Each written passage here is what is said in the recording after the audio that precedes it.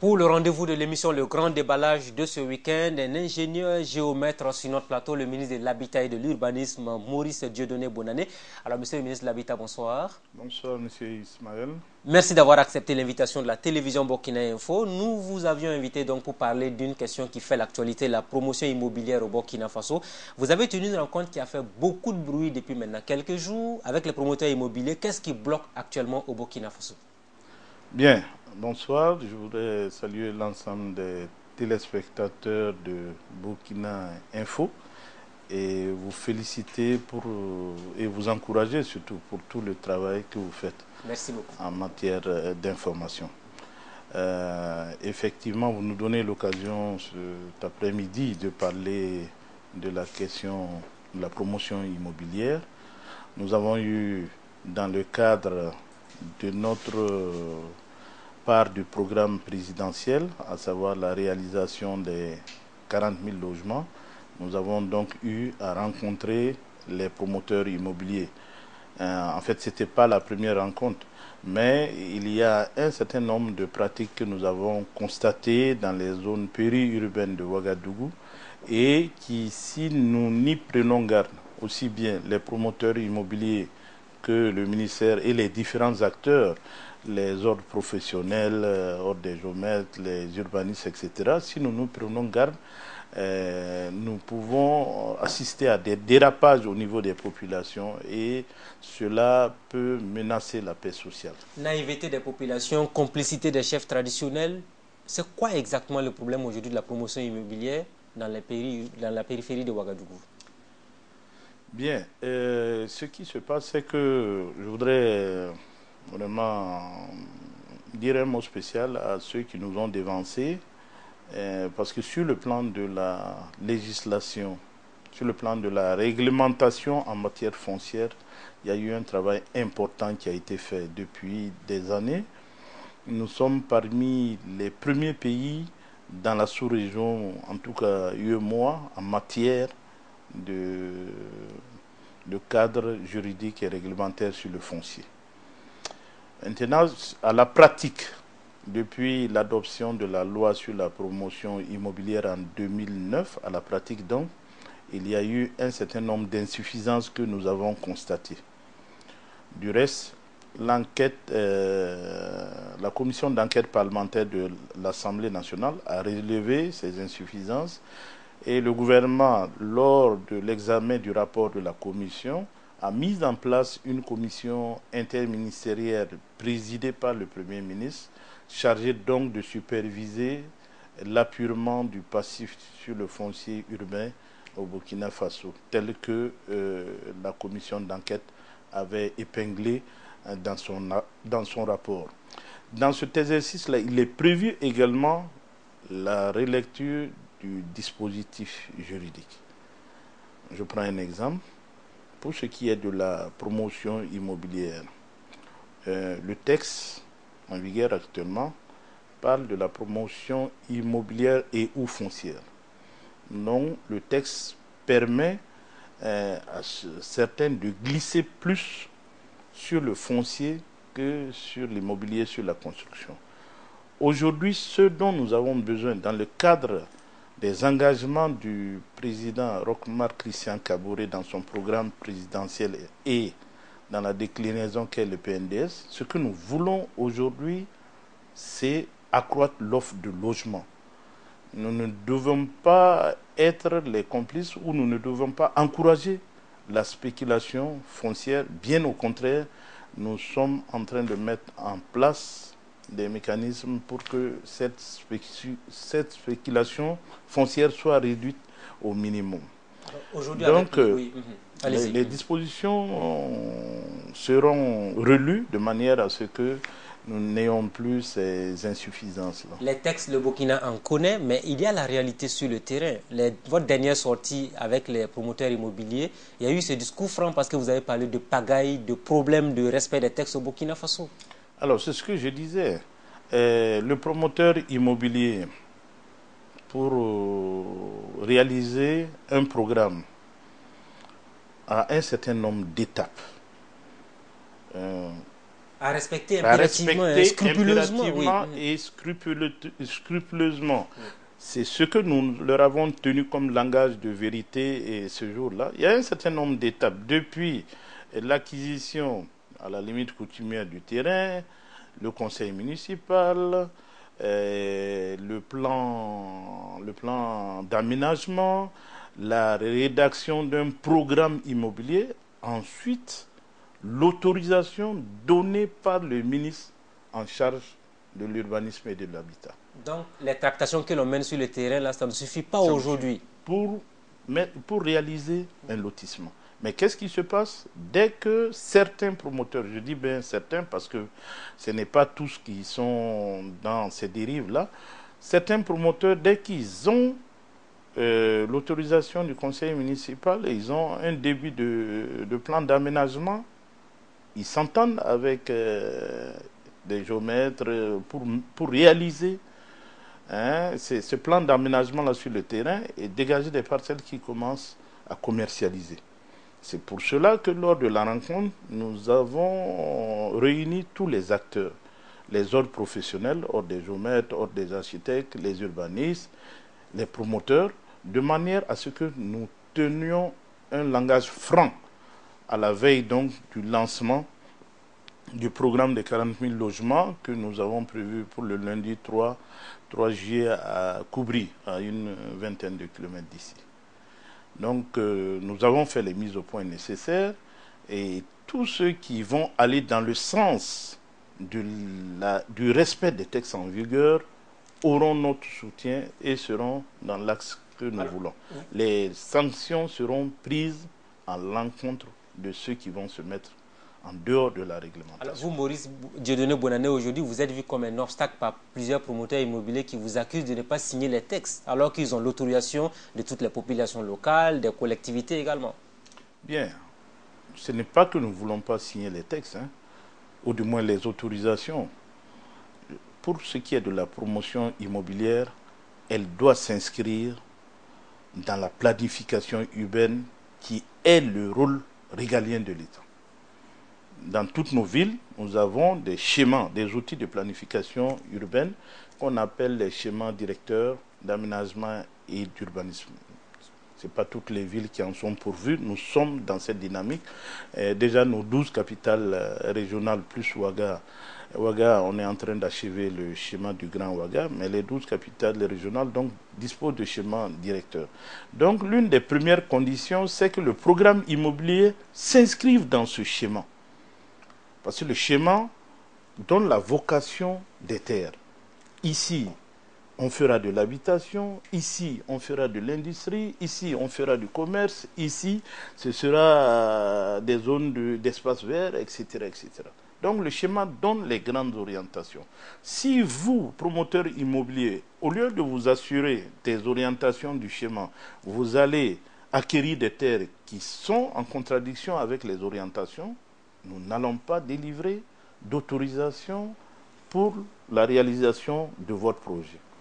Donc, quel que soit ce que la personne a versé sur le terrain auprès des populations locales, ça ne vous engage pas, vous n'allez pas tenir compte des dépenses qui ont été effectuées dans ce sens. C'est à ses risques et périls. Voilà pourquoi nous avons profité pour inviter les promoteurs à s'approcher des services techniques avant de se lancer dans toute opération quelconque. Il y a aussi des zones qui sont réservées à l'agriculture ou à l'élevage. Bon, il ne nous revient pas, nous, ministères, de donner des autorisations pour ces genres de cas. De par le passé, il y a eu certaines situations, nous prenons acte, mais nous disons que pour le futur, c'est des erreurs que nous n'allons pas recommencer. Alors, que faites-vous aujourd'hui de l'engagement de certains chefs traditionnels qui sont aujourd'hui au devant de ces ventes de plusieurs hectares auprès des promoteurs immobiliers, qui récupèrent l'argent, qui signent des documents? Bien, nous allons rencontrer les populations, nous allons en relation avec les conseils municipaux, nous allons rencontrer les populations pour un dialogue franc et voir dans quelle mesure encadrer donc ces aspects. Mais il faut dire que il y a la loi sur le régime foncier rural qui permet à certains d'avoir des actes de possession foncière rurale et dont ils peuvent disposer. Ça aussi, c'est des réalités. Mais comme toutes ces zones sont dans la zone périurbaine de Ouaga, le foncier a pris beaucoup de valeur. Voilà. Aujourd'hui, que comptez-vous faire concrètement avec ces promoteurs immobiliers qui ne respectent pas les textes en la matière? Sur 150 agréments, il n'y a que 15% aujourd'hui qui sont en activité. Et même là, on est dans des taux de réalisation assez quand même bas par rapport aux projections qui ont été faites. Bon, il faut dire que nous sommes encore au début de la promotion immobilière. Hein. Pourquoi ne pas taper pendant qu'il est temps? Parce que si vous laissez le temps, avec le temps, finalement, ça va être assez compliqué. Non, nous allons mettre en place des mécanismes qui feront dégringoler les promoteurs pas sérieux. Voilà. Dans le cadre de la réalisation du programme, nous allons mettre en place un certain nombre de mécanismes. Nous avons fait la rencontre, nous avons fait les mises au point nécessaires et maintenant, après le lancement du programme, nous allons commencer la réalisation de tous ces projets et tous ces programmes en rentrant dans les textes, en faisant beaucoup de sensibilisation envers les différents acteurs, qu'ils soient les acteurs professionnels, que ce soit les populations, pour nous donner des chances, les plus grandes chances de succès du programme. Alors, est-ce qu'il y a quelque chose qui est prévu contre les chefs aujourd'hui qui vendent les terrains contre l'avis du ministère de l'Habitat et de l'Urbanisme aujourd'hui? Est-ce que vous avez prévu quelque chose? Parce que les promoteurs peuvent dire qu'ils sont dans leurs droits. L'État pourrait être poursuivi pour ça aussi, éventuellement. Bien, effectivement, les responsables coutumiers et traditionnels disposent de leurs terres. La loi leur permet de faire ce qu'ils veulent. Oui. Mais aussi, ce qu'il ne faut pas oublier, l'État a un droit de préemption. Le droit de préemption, c'est quoi? L'État décide de racheter les terres en question qui ont été vendues, mais au prix coûtant, de manière à se donner les moyens de mettre en œuvre un programme.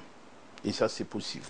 Voilà. Vous avez parlé dans votre déclaration avec les promoteurs immobiliers de pagaille qui vous empêche aujourd'hui de signer les documents. Vous avez même parlé de complicité d'urbanistes et de géomètres à ce niveau. Qu'est-ce que le ministère peut faire pour mettre fin à cette pratique-là? Parce que la grosse interrogation, c'est à ce niveau-là. Bien, nous avons eu une rencontre de vérité avec tous ces acteurs. Il y a eu, je dis, un certain nombre de pratiques dans le passé.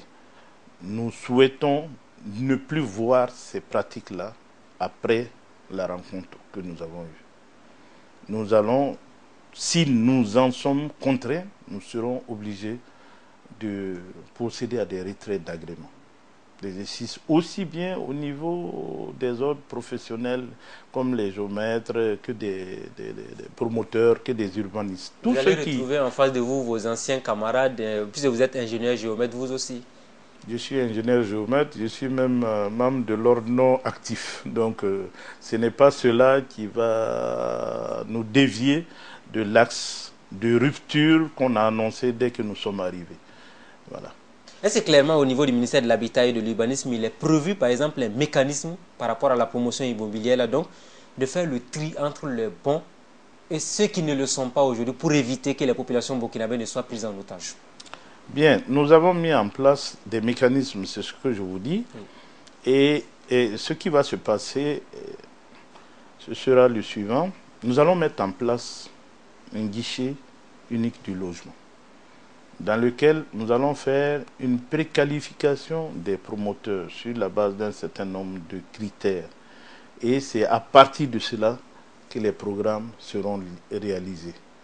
Et nous avons dit que le programme sera entièrement réalisé en PPP, c'est-à-dire que l'État aura sa part de responsabilité, et cette part de responsabilité, c'est la mobilisation du foncier et l'immatriculation du foncier ou la cession du foncier en bail amphithéotique, bail de longue durée avec les promoteurs, et un aménagement minimum de ce foncier.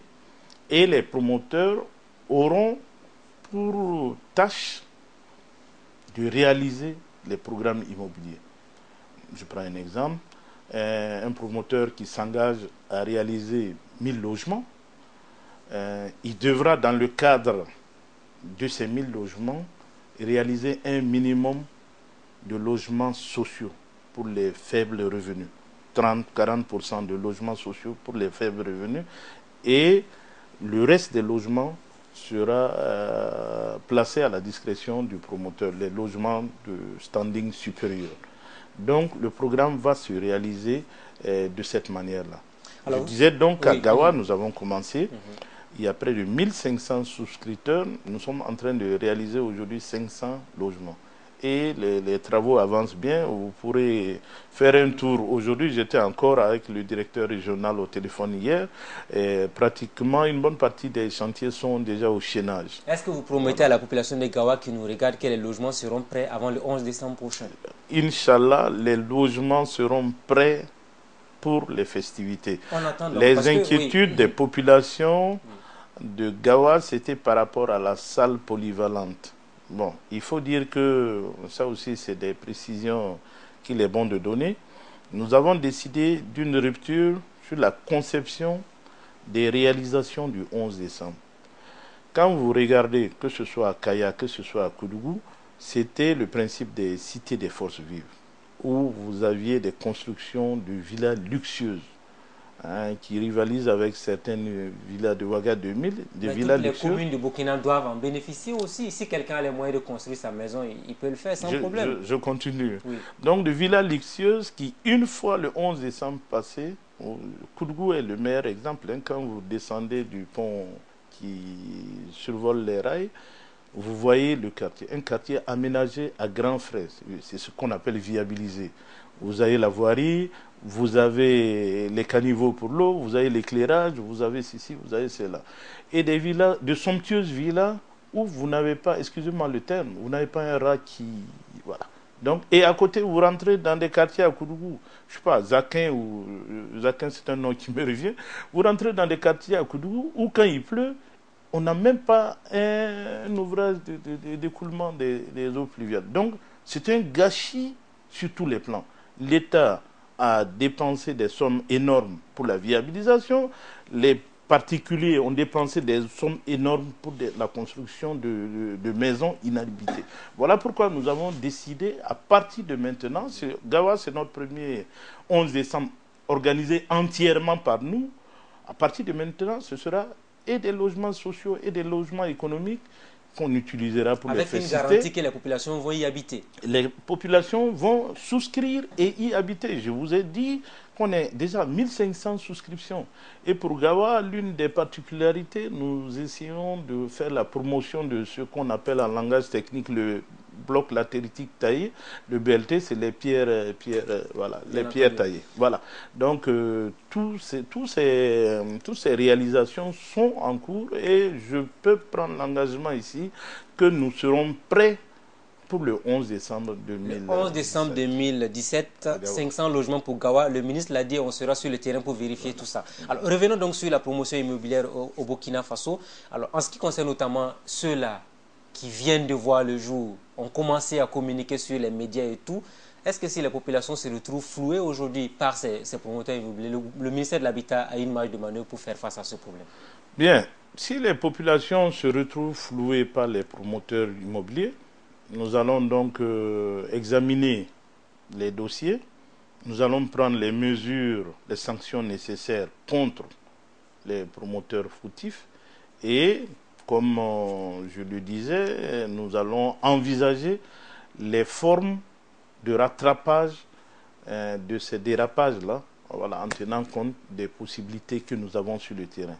Je vous parlais tantôt des commissions d'enquête parlementaires et nous avons mis en place aujourd'hui dans près de 50 communes des commissions ad hoc chargées de traiter de l'appurement du passif du foncier urbain. Commissions ad hoc dans lesquelles vous avez des représentants de l'administration, de la société civile et des conseils municipaux.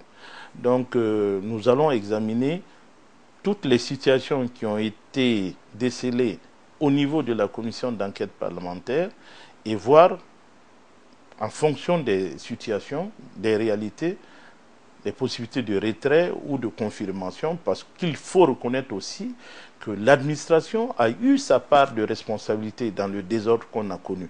Aussi bien l'administration que les conseillers municipaux, il y a eu... Mais vous êtes venu trouver le même système, il est toujours là. Est-ce que vous l'avez démantelé au sein du ministère de l'Habitat, cette administration défaillante-là?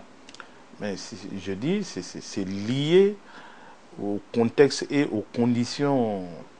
Je disais tantôt, Parce que les le mêmes contexte, acteurs les mêmes, sont toujours là dans les votre mêmes acteurs ministère. sont là, mais nous avons mis en place des mécanismes pour réduire toutes ces pratiques-là. Je ne veux pas dire pour les supprimer entièrement, parce que bon, Parce qu'on ça vous dit va mettre clairement du que le temps. ministère de l'Habitat est l'un des ministères les plus corrompus du Burkina Faso. Ça, c'est des conjonctures. Hein. Je ne vois pas, je ne vois pas les éléments objectifs. Parce que j'ai lu ce que vous avez dit sur les réseaux sociaux. Je prends un exemple. On a parlé du projet indien. Oui. C'était un projet de 1000 logements. C'est un prêt qui a été acquis en 2010. Aujourd'hui, on est en 2017. Mais quand nous sommes arrivés en 2016, on était passé de 1000 logements à 700 logements. Nous avons refusé de continuer. À ces 700 logements, les logements étaient autour de 9-10 millions quand c'était à 1000. On passe à 700, les logements coûtent autour de 19-20 millions. Qu'est-ce qu'il y a de social dedans? Donc nous avons stoppé le projet pour rechercher des solutions. Et si vous regardez, ce n'est qu'au cours des derniers trimestres de l'année 2016 que le Conseil des ministres a adopté et nous avons pu ramener le nombre de logements de 700 à 937, donc proche des 10 millions. Et nous avons pu réduire les coûts des logements autour de 7 millions. Donc le ministère n'a absolument rien à se Rien, reprocher. le ministère n'a rien à se reprocher dans tout ce qui s'est dit. Je dis même, vous avez regardé pour ce qui est de la promotion immobilière autour de Ouaga, que n'a-t-on pas dit sur le ministère? Alors qu'à ce jour, aucun dossier n'est signé. Mais comment vous Donc voulez personne être ne peut corrompu? sortir un document pour Personne dire ne peut sortir un document pour dire que le ministre a signé une autorisation d'approbation. Donc, pour être corrompu, il faut au moins avoir posé l'acte. Donc, c'est des supputations. Il y a beaucoup de supputations. Bon, comme c'est des débats de caniveau, nous évitons d'y rentrer, mais nous sommes prêts à faire les preuves voilà, de la transparence dans laquelle nous gérons. Vous parlez de débat des caniveaux. Si on en parle, c'est parce que ça intéresse le maximum des Burkinabés. Vous savez bien que le logement est un sujet sensible. On a même parlé de bombes sociales. Il faut faire beaucoup attention à ce sujet-là. Je suis d'accord, mais avant d'accuser, il faut chercher la preuve. Avant d'accuser, il y a beaucoup de supputations. Bon, qui aurait cru que nous n'avions donné aucune autorisation? Qui aurait cru? Personne. Voilà. Donc, si nous avions donné ces autorisations, nous aurons été suspectés d'être les principaux responsables de ce qui se passe. Aujourd'hui, on dit que les lotissements sont suspendus. Vous avez la problématique des zones non loties, les quartiers d'habitat spontané.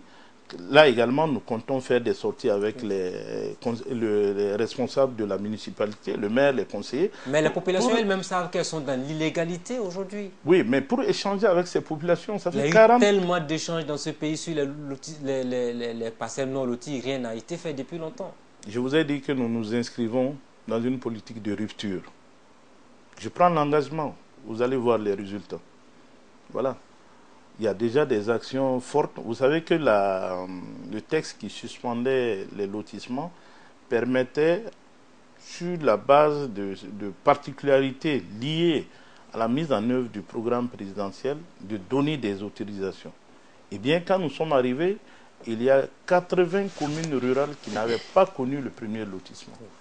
À ce jour, nous avons lancé près de 51 marchés pour la réalisation de lotissements exceptionnels en attendant la levée de la mesure dans ces communes rurales. Est-ce que vous avez pris toutes les garanties pour éviter qu'il y ait des spéculations? Toute la procédure a été suivie et ces lotissements, c'est des demandes des conseils municipaux des différentes communes. Alors que c'est ce qu'il fallait éviter. À un moment donné, on a même voulu transmettre pratiquement le dossier des lotissements au ministère de l'Habitat pour éviter les spéculations avec les maires. Non, nous sommes au stade de la réalisation physique des lotissements. Il n'y a pas de possibilité de spéculation sur ces questions. C'est quand nous allons arriver au stade des attributions, alors que la commission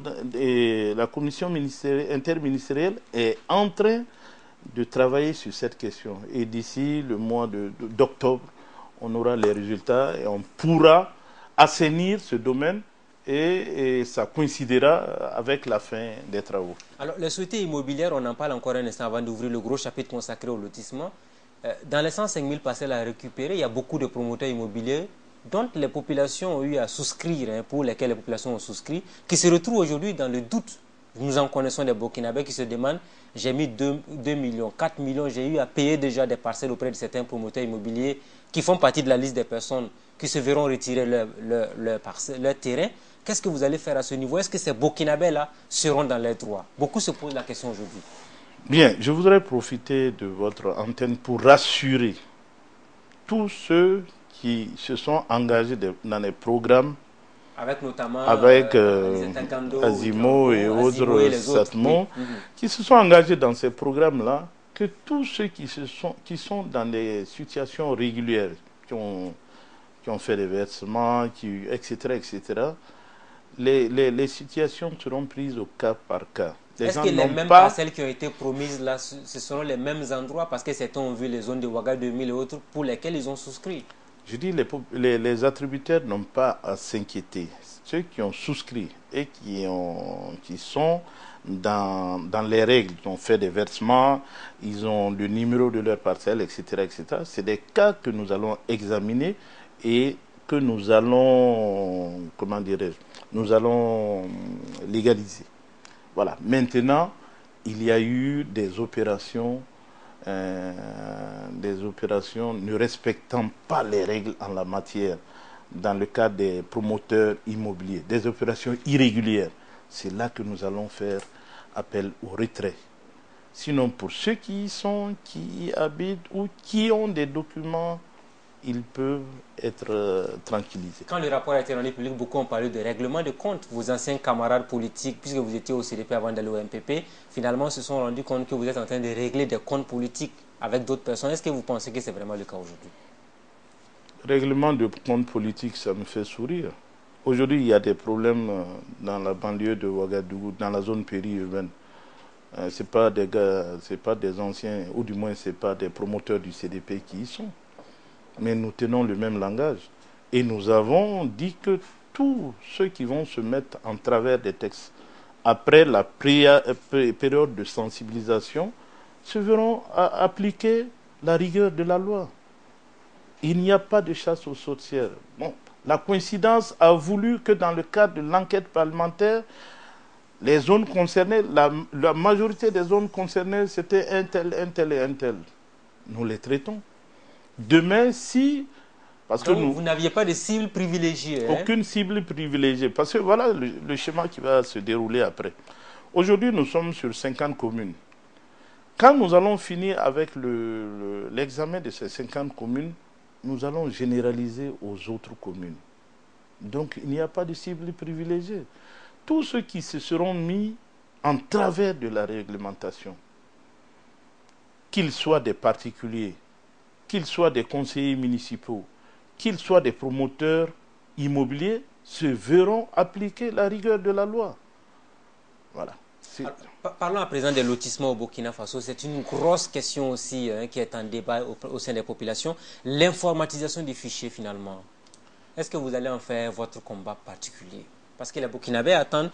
Pourquoi ça ne marche pas? Parce qu'on se dit qu'il y a beaucoup d'autorités peut-être qui ont 50, 100 parcelles. Donc vous avez peur de créer une situation qui serait défavorable à certains hommes politiques. Bien. Concernant l'informatisation du fichier, il y a des actions qui se mènent aussi bien au niveau du ministère des Finances que du ministère en charge de l'urbanisme. Il y a des actions d'informatisation qui se mènent. Au niveau des finances, il y a un début de mise en place du cadastre. Le cadastre, c'est l'identité, la pièce d'identité des propriétés. Donc, qui permettra, en cliquant sur le nom, l'adresse, on a toutes les références de la propriété, le contenu, etc., la valeur. Et au niveau du ministère de l'Urbanisme également, il y a un processus d'informatisation des fichiers que nous avons. Et là également, une des insuffisances constatées et que nous avions vues dès que nous sommes arrivés au ministère, c'est que les services travaillaient sans coordination. Sans coordination, mais là c'est suffisamment grave quand même. Non, quand je dis sans coordination, il faut nuancer. Je prends un exemple. On adopte un plan de lotissement. Le plan est mis en application. Donc, il débouche sur un document définitif qui est ventilé de l'urbanisme vers le cadastre, qui est du ministère des Finances, de l'urbanisme vers certains services comme la Sonabel, l'ONEA, puisque tous ces services sont utilisateurs de ces plans. Et à un certain moment de l'évolution, vous avez un conseiller municipal, un maire, qui, en complicité avec des agents de l'administration, procède à des opérations de parcellement de réserve. Ils attribuent, les attributaires ont des permis urbains d'habiter, mais il n'y a pas de répercussion de ces modifications-là chez les autres destinataires. Alors les réserves, les espaces verts. Je dis il n'y avait pas eu de coordination, mais c'était le fruit de dérives. Là, ça devient intéressant. Donc la corruption dont on parle est une réalité. Vous le reconnaissez? Ça a été une réalité. Ça a été une réalité, mais à partir de notre arrivée, nous avons mis en place les mécanismes pour que ces choses-là n'arrivent pas. Du reste, nous avons pris l'engagement de rapprocher les différents services pour que nous ayons une seule base d'archivage de données. Base à laquelle, informatisée, à laquelle tous les acteurs peuvent y recourir. Maintenant, que la base soit logée au niveau du cadastre, au niveau de l'urbanisme, ce n'est pas ça l'importance, mais qu'il y ait une base unique, alors, informatisée. Est-ce que le ministre Bonané peut promettre au Burkinabé qui nous regarde là qu'on peut retirer, ou vous allez retirer les espaces verts et les réserves qui ont été revendues auprès de certaines personnes aujourd'hui au Burkina Faso? Nous sommes déjà en train de retirer. Je prends le cas de Ouaga 2000, où une quinzaine de zones à vocation diverse. Il y avait des espaces qui étaient réservés pour des marchés, des zones qui étaient réservées pour des espaces verts, des zones qui étaient pour des terrains de sport pour les jeunes, qui ont été parcellés et vendus dans le cadre de la Sonature. Ça, ce sont des réalités. Les acteurs qui nous suivent pourront, ou du moins les bénéficiaires qui nous suivent. La Sonature aurait dû ne pas tomber dans un tel piège. Donc, quand nous sommes arrivés, nous avons fait le point. Et Dieu merci, il y a certaines réserves où les gens n'avaient pas commencé de réalisation. Donc, nous les avons toutes rétablies. Et nous avons trouvé des solutions pour recaser ces gens qui n'ont pas fait volontairement, qui ne se sont pas retrouvés volontairement dans cette situation, mais qui se sont retrouvés dans cette situation à cause de la complicité, ou du moins à cause des comportements déviants du responsable au niveau du ministère. Au niveau de l'administration du ministère.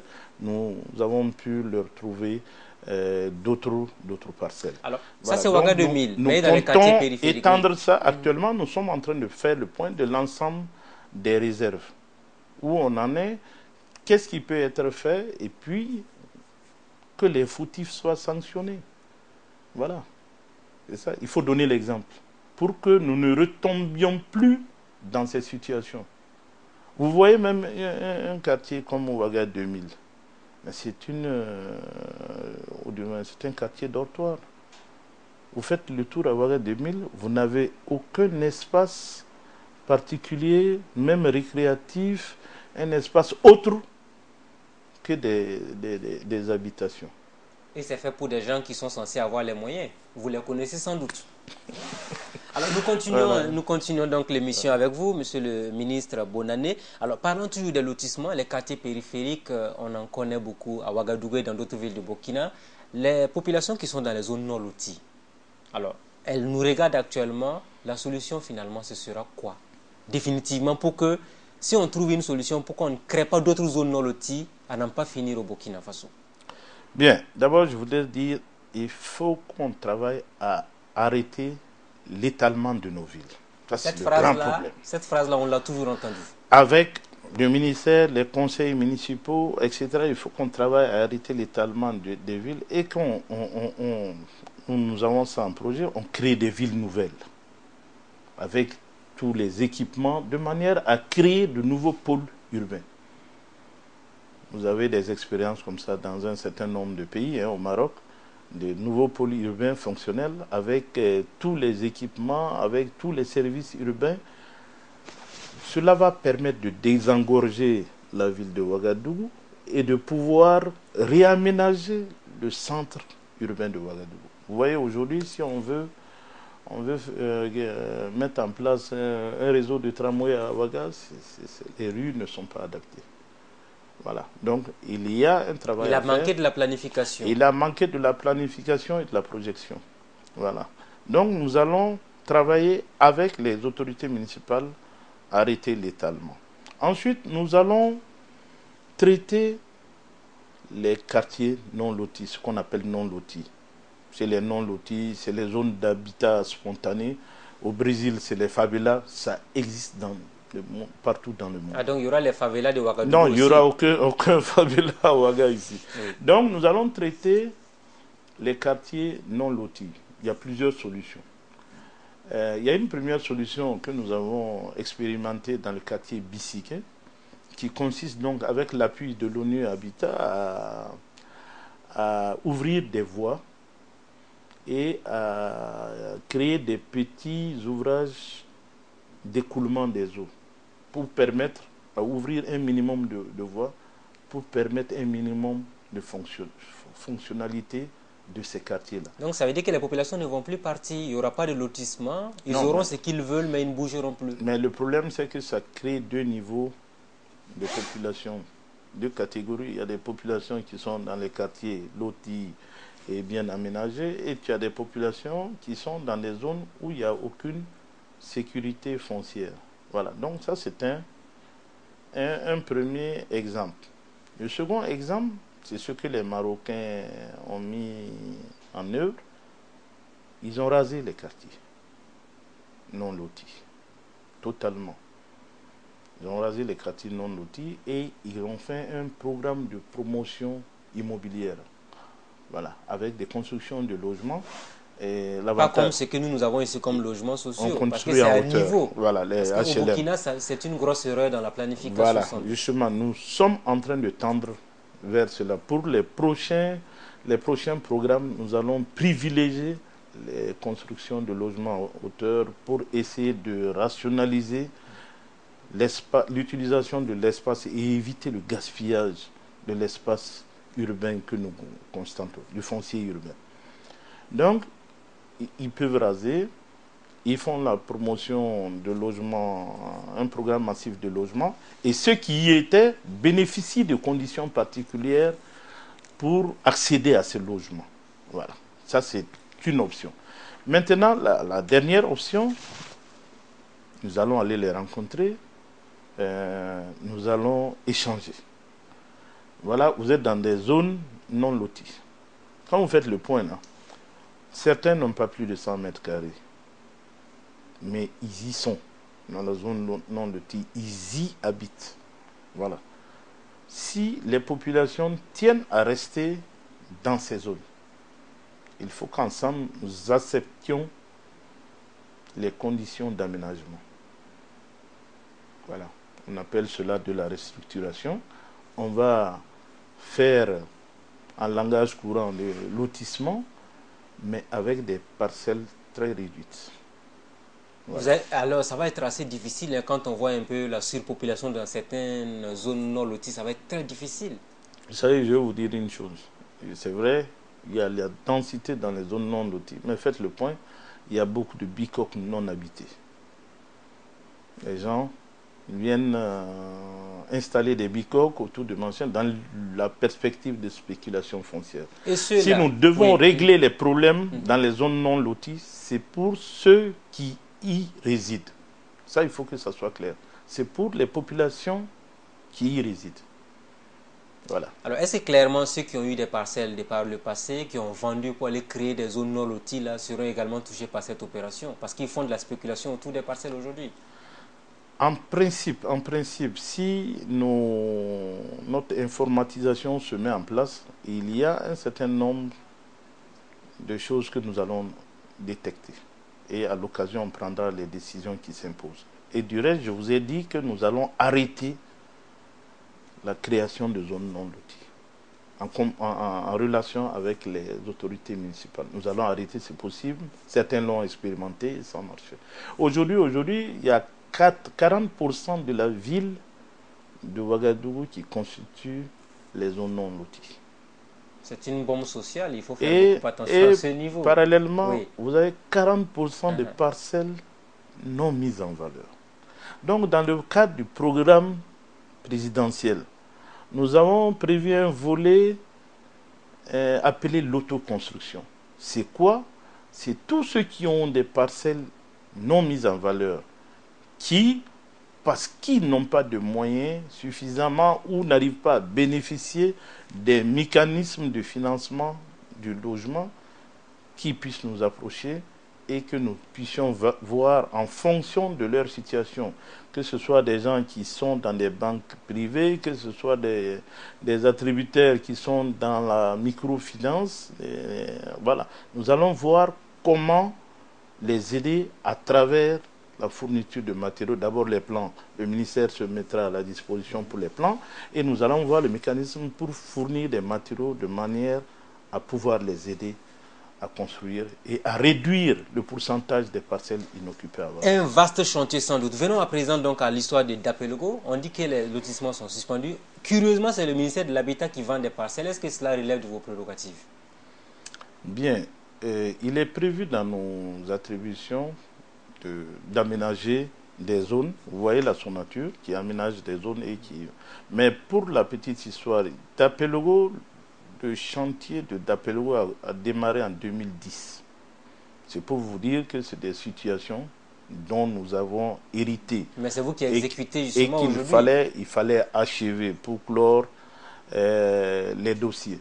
Parce qu'aujourd'hui, nous préférons la promotion pour la construction de logements que la distribution de parcelles en dehors des zones spéciales que des structures comme la Sonature vont aménager.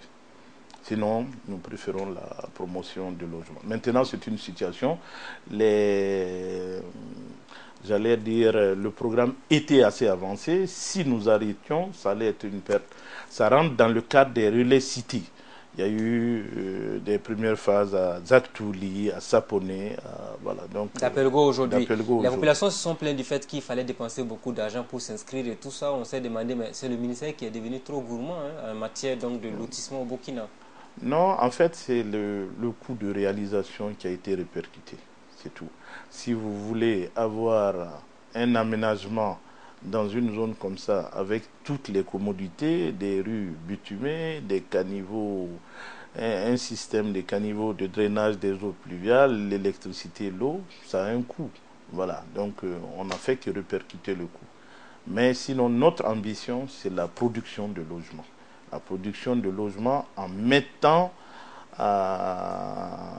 en PPP les promoteurs de manière à ce que, là également, dans chaque localité, ça puisse avoir un impact sur l'économie locale. Quand vous faites le point, oui. 40 000 logements, si nous prenons rien que 5 employés par construction de logements, vous avez 200 000 emplois concrets et les effets induits sur l'économie. Mais vous savez que beaucoup de Burkinabés ne croient pas en ces histoires de 40 000 logements. Je vais vous dire une chose. L'autre jour, lors de la rencontre entre parenthèses houleuse qu'on a eue avec les promoteurs, il y a un promoteur qui est intervenu pour nous dire: Monsieur le ministre, vous savez, nous sommes 150. Si nous prenons vos 40 000 là, à moins de 8 mois, nous réalisons les 40 000. Chacun aura à peine 200 logements à exécuter, 250 précisément. C'est pour vous dire que si nous créons les mécanismes et les conditions, c'est-à-dire que les chantiers ne vont pas aller à la queue leu-leu, les chantiers vont commencer sur tout le territoire national et en même temps. Et comme nous l'avons dit, c'est la première fois qu'un programme comme ça concerne aussi bien les communes urbaines que les communes rurales. Et vous avez aussi des zones de forte potentialité économique, les sites d'industrie industrielle de mines, il y a les pôles de croissance et il y a surtout nos villes frontalières.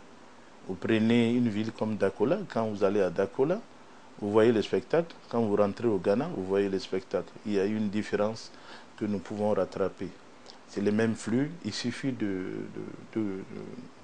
d'augmenter l'offre, de créer l'offre, de Alors, l'augmenter. vous êtes très optimiste avec vos 40 000 logements, alors que les 10 000 logements sociaux qui avaient été promis il y a quelques années, les résultats sont là. Catastrophique, Basenko est un exemple parfait de la non-satisfaction des populations. Les souscripteurs se plaignent jusqu'à l'heure où on se parle. Bien, je voudrais vous dire qu'effectivement, il y a eu l'opération des 10 000 logements qui, au bout du compte, au bout de 6-7 années, a donné 4 500 et quelques logements, avec tout ce que vous avez comme difficultés que les attributeurs ont connues. Nous avons tiré les amères leçons de cette expérience. Est-ce que vous avez fait un audit de la gestion des logements sociaux? Si, nous avons fait un audit de la gestion des logements. Il y a eu beaucoup de problèmes. Il y a eu beaucoup de problèmes que nous avons cernés. Nous avons tiré les leçons. Voilà pourquoi, quand vous voyez, nous avons mis un peu de temps avant de démarrer le programme.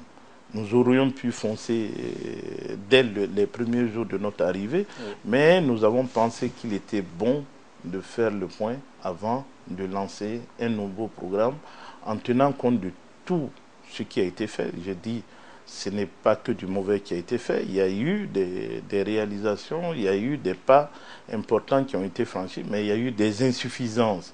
Il faut se pencher sur ces insuffisances et voir comment ces opérations peuvent être menées. Et il faut impliquer tous les acteurs. Aujourd'hui, nous avons de très bonnes relations avec les conseils municipaux pour ce qui est de la disponibilité du foncier. Je peux vous affirmer que près de 97% du foncier dans les communes rurales et les communes urbaines en dehors de Ouaga et Bobo est déjà mobilisé. Voilà, donc ça c'est un grand pas. Il nous revient maintenant de mettre tout cela en musique et voilà. En tout cas, on espère que tout va être fait comme il se doit. Venons-en à présent au bail locatif. Nous sommes pris par le temps. À ce niveau, est-ce que les populations peuvent être rassurées qu'ils auront à payer les prix qui avaient été initialement fixés? 2 chambres salon douche interne à 40 000 francs CFA, alors qu'on sait qu'à Ouagadougou, la spéculation a pris de l'ampleur. Bien. Effectivement, il y a eu la loi sur le bail locatif qui a été adoptée par l'Assemblée de transition en décembre 2015. En décembre 2015. Et nous devons donc adopter les textes d'application, les décrets et les arrêtés d'application. Ce qu'il faut dire sur le bail locatif, les textes c'est bien, mais si l'offre de logement locatif reste à ce stade, vous avez beau prendre les meilleurs textes du monde, il n'y aura aucun impact. Tout simplement parce que si vous adoptez des textes qui ne vont pas en harmonie avec la réalité, les chances d'application seront difficiles. Donc, l'une des principales ambitions, c'est d'abord d'accroître l'offre de logement. Si nous arrivons à accroître l'offre en logement, qu'elle soit locative ou que ce soit des logements attribués à des souscripteurs, nous allons du coup jouer sur la hauteur des prix des loyers. Donc ça va prendre du temps sans doute. C'est un processus assez long. Nous avons déjà terminé avec le processus. Oui. Nous avons fait un atelier où tous les acteurs se sont exprimés. Il ne nous reste plus qu'à soumettre les textes en Conseil des ministres. Et je dis, nous allons introduire les textes en Conseil des ministres au moment où nous lançons les logements, le programme de logement. Donc l'un dans l'autre, nous pensons que nous allons arriver à des résultats. Alors on s'achemine vers la fin de ce rendez-vous. Des questions Vous avez été ministre de l'Environnement et du Tourisme de 89 à 91, dont l'un des premiers bénéficiaires du coup d'État du 15 octobre contre Thomas Sankara. Ensuite, vous avez été chargé de mission à la présidence du Faso de 97 à 2002, vous le confirmez, avant de vous retrouver à l'Assemblée de 2002 à 2012. Et au cours des débats parlementaires, on l'avait remarqué, vous étiez l'un des farouches défenseurs de Blaise Compaoré. Qu'est-ce qui n'a pas marché entre vous et lui finalement? Parce qu'on se rappelle que quand les députés de l'opposition en son temps posaient la question, vous étiez toujours là pour les martyriser, les vilipender par rapport aux questions qui étaient posées contre la mauvaise gouvernance du système Compaoré. Non, je veux rectifier. Hein. On n'est pas toujours là pour les vilipender ou de les martyriser. C'est ce qu'on avait constaté. Vous étiez l'un des plus acerbes contre l'opposition en son temps. Il y avait des débats de fond sur des questions d'orientation politique. Oui. Voilà. Donc, quand il y a des débats de fond sur des questions d'orientation politique, chacun défend sa chapelle. Voilà. Je prends un exemple comme le budget. Durant toutes les législatures que j'ai passées à l'Assemblée, les députés de l'opposition jusqu'à maintenant, pour ce qui est du budget national, le vote c'est ou l'abstention ou le non. Mais vous regardez leur contribution dans les commissions, avant le vote de la loi budgétaire, ils ont des contributions extraordinaires. Donc c'est un jeu politique. C'est un jeu politique, voilà, c'est un jeu politique. Ils ont des contributions extraordinaires.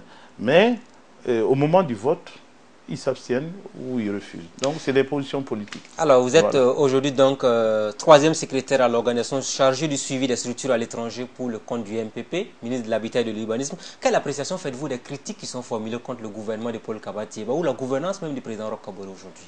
Critiques allant dans quel sens? Où on vous dit que les choses ne bougent pas comme il se doit. Non, mais les choses ne bougent pas. Regardez le processus.